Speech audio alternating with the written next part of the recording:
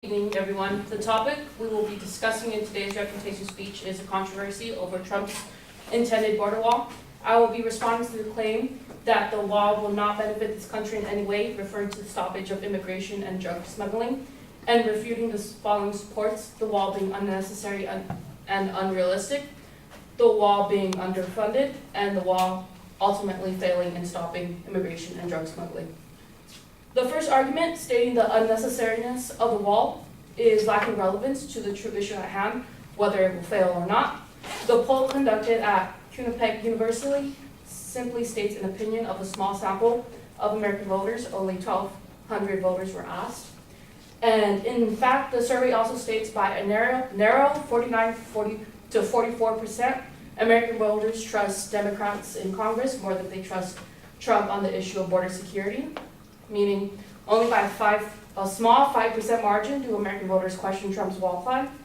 Furthermore, according to The Hill, Carla Provost, the newly announced chief of U.S. Border Patrol, state, "We already have many miles, over 600 miles of barrier along the border. I have been in locations where there was no barrier, and then I was there when we put it up. It certainly helps. It's not an end-all, be-all. It's part of a system. We need the technology, we need the infrastructure." The speaker also challenges the wall being unrealistic, claiming Homeland Security estimates its completion to take 3 years, but does not offer any relevant statistics regarding its overall effectiveness of stopping immigration and drug smuggling. Who is to say once it's constructed it'll prove unrealistic?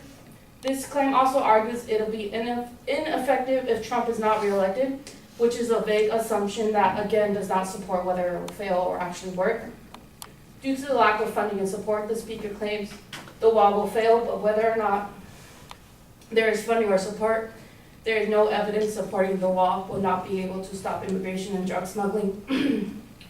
Perhaps a statistic showing the methods of smuggling that do not involve traveling across the border by ground would provide more support to the overall claim. Furthermore, in Trump's declaration of national emergency, the speaker states that Trump will have the power to force Congress to give him money, but according to the Washington Examiner, Trump will still need congressional approval to access as much as 1/3 of the funds that he had planned on using for the wall.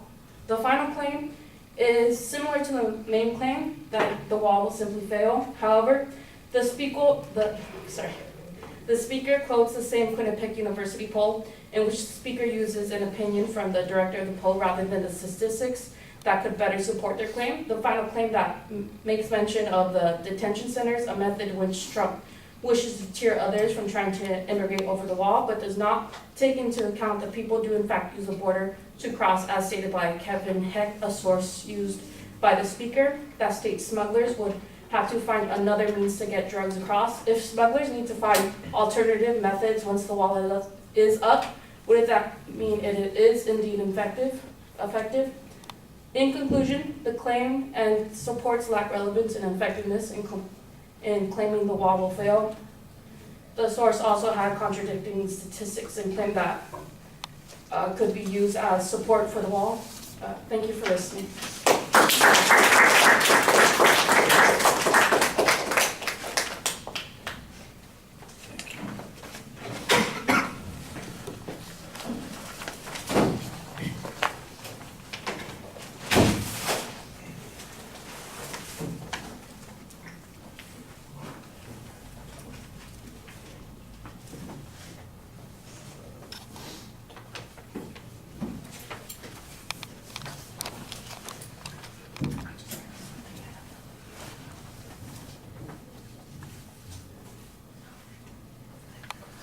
All right, well, it's organized. We can follow the claims that the advocate presented and your responses to them.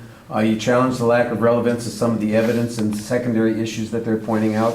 The first point, for instance, it doesn't have anything to do with whether or not the wall will succeed. That's your basic argument there, and I think you explain why, you kind of explain that away. And then you go to the next point concerning its efficiency, and there's some arguments suggesting that it would be potentially efficient. For example, the new director of the Border Patrol suggests that it's part of a system. It makes a difference. It forces people to find alternative ways around, and that gives them the ability to focus their resources appropriately. I thought that that was a reasonable argument.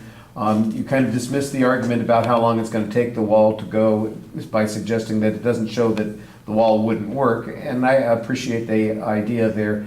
If it's going to take a long time to get that, the question is, do we, how immediate is it if it is in fact a crisis and the wall is supposed to address a crisis?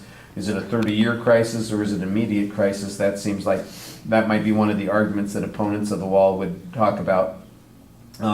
You challenged the vague argument about Trump being reelected. I don't see it as being particularly relevant to the issue either.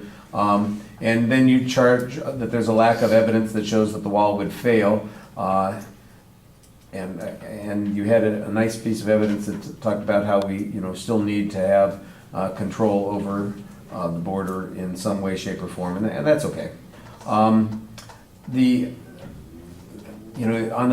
last point, you criticized the fact that they quote the person who did the poll instead of quoting the poll itself. I'm not sure quoting polls is all that useful for claims of fact. Just because a lot of people trust one group over the other doesn't mean that they're right. It might determine what ends up happening because that's what where the politicians are going to follow.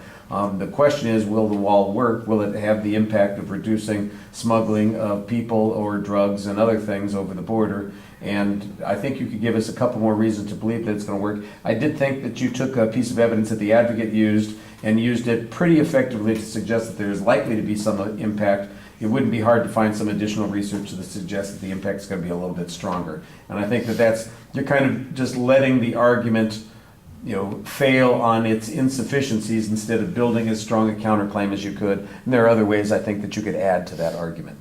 All right, thank you.